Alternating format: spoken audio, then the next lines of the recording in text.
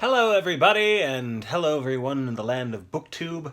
Today I'm just talking about what I have been reading lately, and for the most part the quick answer is Stephen King. I've been reading a lot of Stephen King, and I just finished Black House. Black House came out I think around 2001, 2002, and I've waited a long time to finally get around to reading it. It is the sequel of The Talisman. It's actually written by Stephen King and Peter Straub. And my opinion of it, as with most Stephen King books, is that I loved it. I thought it was a great ride, and it was exciting to see what the character of Jack Sawyer was like as an adult. I would have loved to spend more time in the territories, the fantasy otherworld, but it was a fun and very dark ride. It felt like it got a lot darker than The Talisman did. The other thing that I liked about Black House is that it touches upon the Dark Tower series.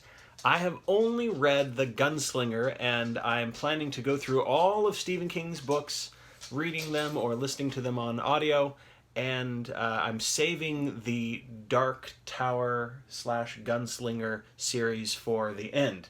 But Black House and other books that I've read recently, such as Insomnia, and other books like Rose Madder and Desperation, and a whole bunch of other books that he was writing in the late 80s through the 90s, they have these tie-ins with the Dark Tower. Now I know everybody that's read the Dark Tower series, you're probably just shaking your head saying, like, of course, that's the point of his masterpiece, to connect all the dots. But I've been...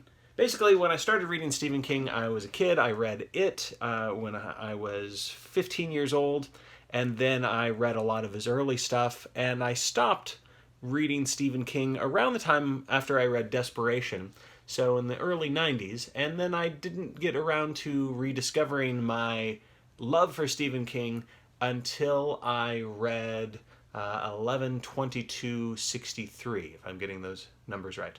You know, the time travel one, where it goes back to stop Lee Harvey Oswald. And after I read that one, I remember just how much I love Stephen King as a storyteller, and so I've decided to go back and read all of Stephen King's books. So, the Stephen King book that I'm reading now is Cell, and I just started it. I'm probably about 1/4 of the way through it, so pretty early on.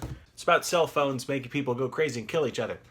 Yeah, this one came out in the mid-2000s, so cell phones are very popular in the mid-2000s, obviously, but a lot of them are the flip phone kind, so it's interesting reading it now, since we live in the magical age of high-tech iPhones, and this seems to be... I can relate to this book because I'm afraid of cell phones anyway, so this is a fun read so far. It seems silly in comparison to the epic Dark Tower-ish books like Insomnia and Black House, but I think this is probably a fun potboiler for Stephen King, and I'm enjoying it. It starts off very quickly.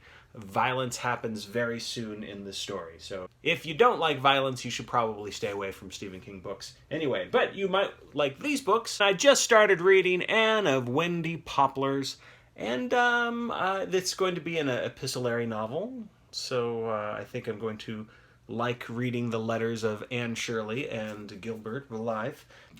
Toward the later part of the author Ellen Montgomery's career, if I remember correctly from reading part of her biography, she wrote this book in the 30s when she'd really sort of thought she'd finished the Anne series in the late 1910s or 1920s, and then she returned to it about maybe 15 years after. It's interesting looking at her life in comparison to the life of Anne Shirley, because Ellen Montgomery did not seem to have a very happy marriage. She was married to a clergyman who seemed to have severe depression, and that made her life very miserable as well. So I don't even want to include this because that's sad. What else have I been reading? Well, for school, we just got done reading Mark Twain's Two Ways of Seeing a River and William F. Buckley Jr.'s Why Don't We Complain, and some classic short stories such as The Necklace and the Lottery. And we read Tartuffe by Molière. And for my creative writing projects, I've been reading some of my own work. It is top secret stuff, so I can't show you any images of the new book, but I can tell you that there is a sequel to There's a Dinosaur on the 13th Floor coming out in bookstores 2021, written by yours truly, Wade Bradford, and it's going to be illustrated by the incredible Kevin Hawkes. So what I've been reading lately is I've been reading my own work for the new book. The new book is called There's a Dodo on the Wedding Cake, and I think it's going to be funny. The illustrations, I've seen sketches of the illustrations. Can't show them to you, they're top secret, but the sketches look amazing, very imaginative, exactly what I was hoping for. And Kevin Hawkes is also the author of Library Lion and many other, Kevin Hawkes is also the illustrator of Library Lion and many other great picture books, so I'm so glad that he has agreed to create another work with me. So I'm so glad that he's on board, and I think There's a Dodo on the Wedding Cake. And I think There's a Dodo on the Wedding Cake is going to be another wonderful book, if I do say so myself. So I'm going to get back to reading and to writing and revising. Let me know what you have been reading lately. And if you like Stephen King's Dark Tower series, let me know if you think I should wait until the very end when I've read all of the other books, or if I should just hurry up and get to it earlier. That's it for now. I'll talk to you soon.